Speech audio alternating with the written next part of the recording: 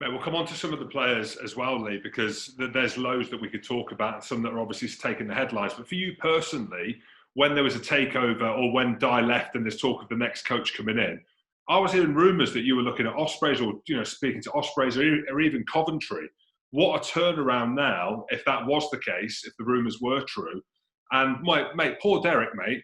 Even if you don't win the final, which we obviously want you to, mate, he's going to get the coaches knocking the door saying that they want 3 times what they're getting paid from before. But you know what I mean? But I mean, it's crazy how sport works, right? You're talking, if you were, to Coventry or Ospreys, and now Wasps are back. And they're not just back through the back door. Mate, you absolutely demolished Bristol at the weekend. It wasn't even close in the end. I just find it quite unbelievable. But how weird has it been for you to try and process that? And I know there's still obviously a game to go, so we don't want to get too carried away just yet. No, it's been hard. It's been hard to. I think when you're looking back, the really hard thing was obviously the hole we were in at the time, and talk about confidence, but no, the work rate of everyone behind the scenes, all the staff, and that's the most pleasing thing for me. When you're looking at the staff and you're looking how much hard work everyone's putting in, that's before we get to the players. But you're seeing the hard work, the graft that's been put in. Look, when coaches. If we were getting the results we were getting, and the coaches were poor, and the players had turned their backs on the coaches would have gone.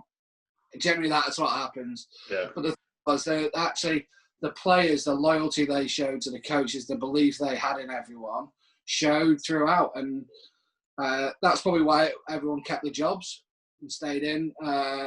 Because we felt like there was confidence from the players towards the staff that we could turn this around. And that, for me, I'll never forget the loyalty of the players for that. But it's great for the staff, seeing the emotions on people's faces, having gone through what we probably went through the previous 18 months, not going the way we wanted to now see where everyone is now. And the boys are putting out performances that backs up all their work off the field, but all the staff as well. And you talk about the staff, you talk about your role. From the outside, everyone saw you as the attack coach under Dai. You now moved up to head coach, director of rugby role. There's so much more to do for you as the guy at the top. How have you found that balance? How much more work is there to do? And you've obviously relied on people like Stephen Vaughan to do some parts of it, especially going through the whole COVID situation and players, having their contracts reduced. How hard has that been for you as well to balance life, happiness? Because I know you're a jovial character that has a load of banter with the boys. Have you had to distance yourself a little bit from that as well, or is it still the same old banter with the lads? Because an assistant coach you can get stuck into, not as much as a head coach, right? Yeah, and no, it's true. There's loads of little things, but one thing I would like to say to everyone, I want people to be themselves throughout the whole thing. So I don't want to create a fake. So if I'm one character in one role, do I really need to change too much? I was always happy to have those difficult conversations. Those will carry on. But once you've had those conversations, we can get back to treating each other the way we should do. So, look, in terms of that, even probably a couple of pleasing things from the weekend. I love the subs, the non-23, the way they celebrated their tries. Yeah. And I love the way Pete Atkinson was showing emotion for each try. I don't want people to change. I want people to be exactly the same and be who they are. So in terms of that, in terms of my role, I think about it getting better and better with the likes of Stephen Vaughan. I think he's been a massive help for me.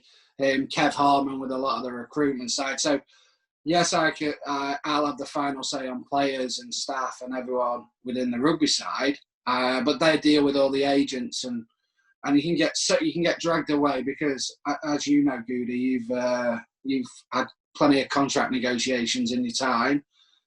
You have to speak to agents about 30 times before you get a player across the line, and so that takes a lot of time and effort, and you're doing that for several people. So it's brilliant to have that, so I can concentrate on the rugby side, and we've got a great understanding, I think, and even the likes of Derek and Zach are the same. So we understand the line and where not to pull me away. It's something we spoke about from the outset. And I've made those mistakes. I know it was in the Championship before for others, but I've made those mistakes before, and I see how it can drag you away from the rugby side, and that's the most important part. You were chatting about Jimmy Gopperth and how well he has done since he's come back off injury. For me, he's one of the best players, the Premiership, that we've ever had. You know, Malachi Fekito is another one who you've just got the absolute best out of. But I want to talk about the man of the moment. Everyone's talking about Jack Willis. And it's one of them where you can jump on the bandwagon, right? You'd be like, yeah, this kid's unbelievable, you know, turnovers after turnover. But, you know, actually watching the game again at the weekend, like, how difficult is it for you as a coach to be able to manage the expectation of such a young player and not hype him up to be as unbelievable as he looks on the pitch? I suppose there's the first question. But also, I mean, is he as good as we're all thinking? Because you're trying to look for things, you'd be like, nah, there must be something. I don't think I've seen a better performance from a back row player in a long time than what I saw at the weekend. And he does it week in, week out. It is. He's sometimes as a coach, you like to pat yourself on the back and say, "Oh, look, we're well coached." And then you got someone like Jack Willis, who's he's like playing a computer game with a cheat mode. He has been fantastic. But one thing I can speak freely about Jack because his feet are firmly on the ground. He's a grounded lad. He's very humble in terms of what he brings, and he works extremely hard. And his desire to not only, he's Wasps through and through, his desire to keep improving and get on the international stage. I think that's obviously something behind the scenes, massive focus for him. And hopefully that comes sooner rather than later. I can't see how it can't. But look, the best thing about him is his desire to get better, and he will get better. If you looked a few years ago, he was really good at Jacqueline. His brother probably potentially a better carrier than him, his younger brother. But he's worked so hard on his carry stuff. But there is definitely areas of the game. You heard his interview after the game. He wasn't pleased about certain aspects of it.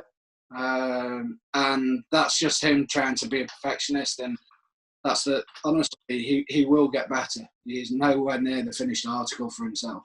And you mentioned there he's Wasps through and through. He's come through the academy. You mentioned his brother as well. That's something that's definitely come back into the picture and be really prominent at Wasps, because in my time at the club, the academy wasn't that great. But you've invested time and people and money, and Kevin Harmon's running it now. You've got players like Alfie Barbary coming through. He's about 14 years of age, but he's got the strength of a 45-year-old, fully grown Georgian man. How excited are you about him as well in the back row? Yeah, look, he's one of many. He keeps trying to tell me he's a centre. I keep trying to remind him he's a hooker. But, no, it's a difficult one, isn't it, for Alfie? He's been told he's a British and Irish Lion since the age he was 8. Everyone's telling him how good he is. He's come in. He obviously had an injury last year. Obviously, 2 really bad hamstring injuries that left him out for, I say last season, it's still this season actually, but it was 12 months ago. And he's fought his way back, and he's working hard now behind the scenes. And there's loads of his game that he can work on, but you just see the raw potential in him. How many other people have the first Premiership start and score a hat-trick? It's probably difficult to gauge now because there are no fans in the stadium. But me and Goody are from Coventry, and I was a ball boy at Coventry Rugby Club, right? So when Cov were a really good team, the football team, we watched the demise of them. Again, we were living in Coventry when they were in the Premiership, right? So as a city, Coventry has been going downhill. I'm speaking completely frankly.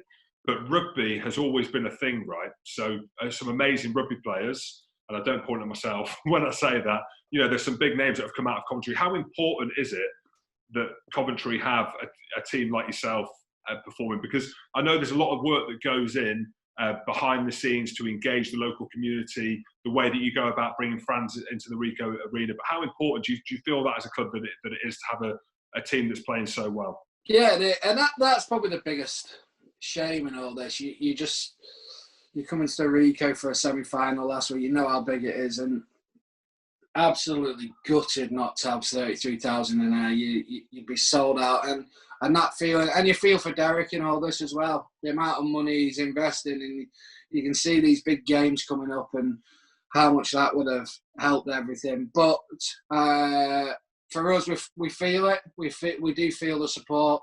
That's probably the beauty with social media. it's great when you're going well, by the way. It wasn't.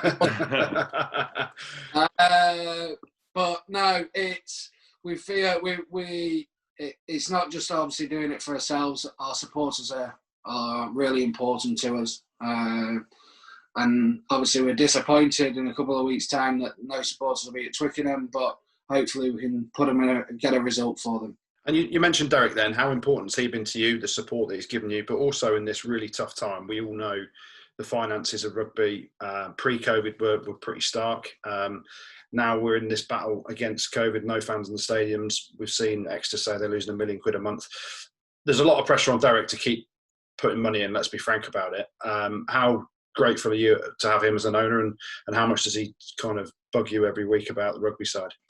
I've been on to Derek about bugging me more, just because his passion for the game is infectious. Yeah. So he spent a long time not coming down to the club as much. He's spending more time at the stadium rather than training ground, and he's been down a lot more at the training ground recently. And his passion and desire for the club is so infectious, and the boys crave it. I speak to a lot of the leader, like Joe Launchby speaks to me regularly about him, loves him being down there. You see him sitting for lunch, having lunch with the players, and that's the type of club we want to create. We want to create this family club as well. We know what we are. We know we're a business in the end, but for us, it's about our family, and having Derek on board is massive. And his backing for me personally, I'll never forget it in terms of giving me the opportunity, because he's the one who makes. Obviously, Steve makes a lot of decisions day to day, but he has to run these through Derek. So, look, I'll be forever grateful. But the biggest thing for me about Derek is his passion for Wasps to succeed. No, he's unbelievable. Lee, before you go, I just wanted to ask you something while Goody's here as well, because he's got this nickname that he's calling you Ian Dowie. I can't see it myself. I can't see it. It wasn't me. It wasn't me. Was it not you? Has it come from somewhere else? I can't see it myself, mate. I don't want to throw someone under the bus, but Dan Robson told me. Well, he won't be playing the final, will he? But I think Ian Dowie's all right, mate. He's a good manager. He was Cov City manager, wasn't he, back in the day? That's why I'm saying it, yeah. Good stuff. All right, well, best of luck winning that premiership at Twickenham, and all the best moving forward with the role. Cheers, guys. All the best.